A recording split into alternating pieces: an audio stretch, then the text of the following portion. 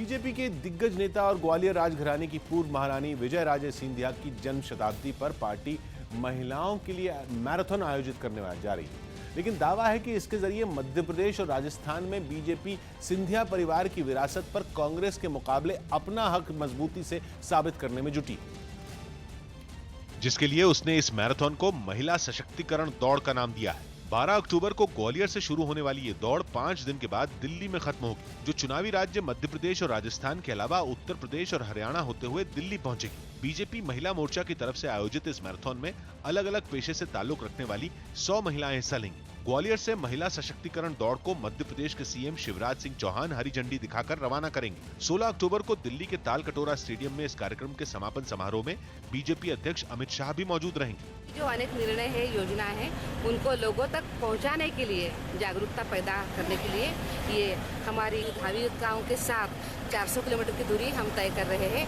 लेकिन कांग्रेस सूत्रों का दावा है कि ये मध्य प्रदेश में ज्योतिरादित्य सिंधिया के खिलाफ बीजेपी की चाल है, लिहाजा पार्टी ने इस कार्यक्रम को पॉलिटिकल स्टंट करार दिया। मोदी जी सबसे बड़ा इवेंट मैनेजर है, वही कर रहे हैं, कोई भी मौका मिले एक इवेंट मैनेजमेंट कर देते हैं। लेकिन वोट अगर इवेंट मैनेजमेंट से मिलने लगे तो मेरे ख्याल से उनके समय अच्छा है। कांग्रेस ने मोदी सरकार पर महिला सशक्तिकरण के नाम पर भ्रम फैलाने का भी आरोप लगाया। दिल्ली में पहाड़गंज इलाके के एक होटल के कमरे से एक लड़की का शव मिलने से हड़कंप मच गया। लड़की की गला घोंटकर हत्या किए जाने की आशंका जताई जा रही है। मामले की जानकारी मिलने पर पहुंची पुलिस की टीम ने लड़की के शव को कब्जे में लेकर पोस्टमार्टम के लिए भेज दिया। पुलिस ने दावा किया कि उत्तम नगर की रहने वाली अलका नाम की लड़की किसी लड़के के साथ होटल पहुंची थी, जो फिलहाल फरार है। पुलिस ने हत्या का केस दर्ज कर जांच शुरू कर दी है और लड़की के साथ होटल पहुंचे लड़के की भी पहचान होने का दावा किया है।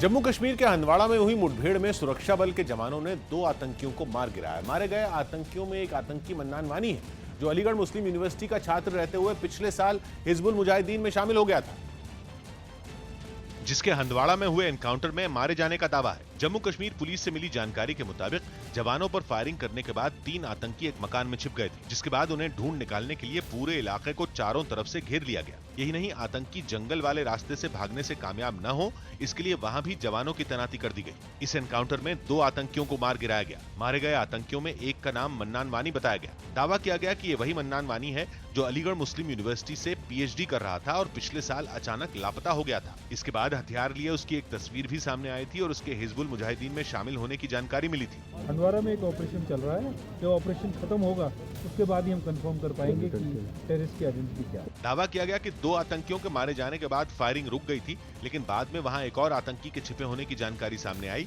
जिसके बाद ऑपरेशन को अंजाम दिया गया। इस बीच मुठभेड़ में आतंकी मन्नान वानी के मारे जाने की खबर उत्तर प्रदेश की अलीगढ़ मुस्लिम यूनिवर्सिटी में फैल गई। दावा किया गया कि यूनिवर्सिटी में कुछ छात्रों ने मन्नान वानी को श्रद्धांजलि के लिए मार्च निकालने की कोशिश की, जिसके बाद यूनिवर्सिटी प्रशासन की तरफ से दावा किया गया कि उसने मामले की भनक लगते ही छात्रों को एक जगह इकट्ठा होने से रोक दिया। बहुत ही क्लियर मैसेज दिया गया है एएमयू एडमिनिस्ट्रेशन की तरफ से कि कोई भी एंटी नेशनल एक्टिविटी टॉलरेट नहीं किया जाएगा। वहीं जम्मू कश्मीर की पूर्व सीएम महबूबा मुफ्ती ने ट्वीट करके मुठभेड़ में मन्नान वानी के मारे जाने पर दुख जताया। यही नहीं, उन्होंने इसे नुकसान बताते हुए केंद्र सरकार को पाकिस्तान से बातचीत करने की भी सलाह दी। जिसके बाद अलीगढ़ से बीजेपी सांसद सतीश गौतम ने उनके ट्वीट पर आपत्ति जताई। साथ ही उन्होंने अलीगढ़ मुस्लिम यूनिवर्सिटी में आतंकी मन्नान वानी को श्रद्धांजलि देने की कोशिश करने वाले छात्रों को इसका अंजाम भुगतने की भी चेतावनी दी। अलीगढ़ में कोई विरोध बर्दाश्त नहीं किया जाएगा। 3 हो चाहे 300 हो, वो बाहर होंगे यूनिवर्सिटी से। विरोध कैसे कर देंगे? यहाँ पर यूनिवर्सिटी पढ़ने के लिए, विरोध करने के लिए नहीं है। शिक्षा प्राप्त करें, शिक्षा के अलावा कोई काम करा तो उन्हें समझा दिया जाएगा।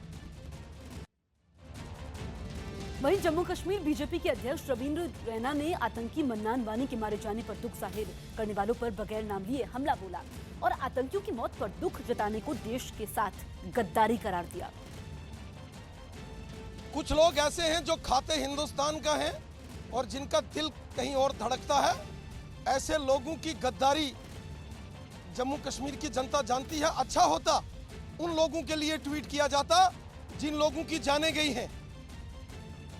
झारखंड के पूर्व सीएम मधु कोड़ा की पत्नी कांग्रेस में शामिल हो गई। दिल्ली में झारखंड के पूर्व मुख्यमंत्री मधु कोड़ा की पत्नी गीता कोड़ा कांग्रेस में शामिल हो गई। चंडीगढ़ में गृह मंत्रालय ने 2 व्हीलर पर चलने वाली सिख महिलाओं को हेलमेट पहनने से छूट दे दी। यूपी के गोरखपुर के पास एक ट्रेन का एक डिब्बा पटरी से उतर गया। हालांकि अच्छी बात यह रही कि इसमें कोई बड़ा नुकसान नहीं हुआ। पंजाब के समाना में किसानों ने पराली जलाते हुए केंद्र और पंजाब सरकार की नीति पर सवाल उठाए। दिल्ली की पटियाला हाउस कोर्ट ने फेरा कानून के उल्लंघन के एक मामले में विजय माल्या की बेंगलुरु की संपत्ति जब्त करने का आदेश दिया।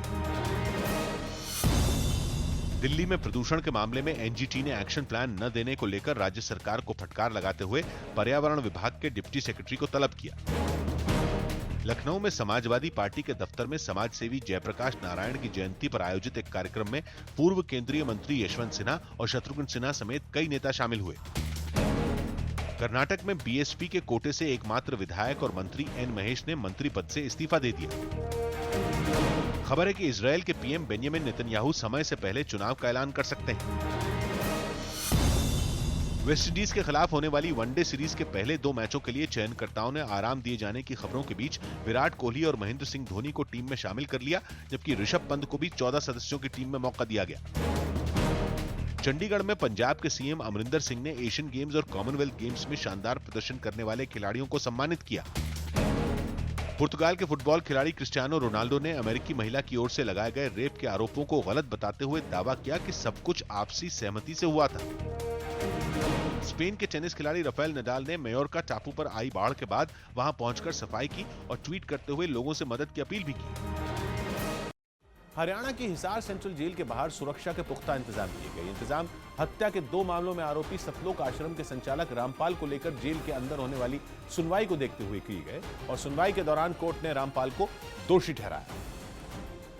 हालांकि मामले की गंभीरता को देखते हुए फैसला आने से पहले ही हिसार सेंट्रल जेल और आसपास के इलाकों में सुरक्षा व्यवस्था बेहद कड़ी कर दी गई थी, ताकि किसी भी स्थिति से निपटा जा सके। पूरे हिसार में चप्पे चप्पे पर हरियाणा पुलिस तैनात है, रैपिड एक्शन फोर्स के जवान तैनात हैं, पैरामिलिट्री फोर्स के जवान तैनात हैं। 2014 में बरवाला के सतलोक आश्रम में रामपाल समर्थकों और पुलिस के बीच हुई झड़प में 5 महिलाओं और एक बच्चे की मौत हो गई थी। इस मामले में पुलिस ने 2 एफआईआर दर्ज की थी, जिनमें एफआईआर नंबर 429 में 15 लोगों को आरोपी बनाया गया था, जबकि एफआईआर नंबर 430 में 14 लोगों को आरोपी बनाया गया था। रामपाल के खिलाफ कुछ मुकदमे दर्ज किए गए थे, जिसमें एक तो एफआईआर नंबर 429 और 430, एक मामले में 4 महिलाओं एक बच्चों का मामला था हत्या का, और एक में एक महिला की हत्या का मामला था। सुनवाई के दौरान दोषी रामपाल के वकील ने सरकारी वकील की दलीलों का पुरजोर विरोध किया, लेकिन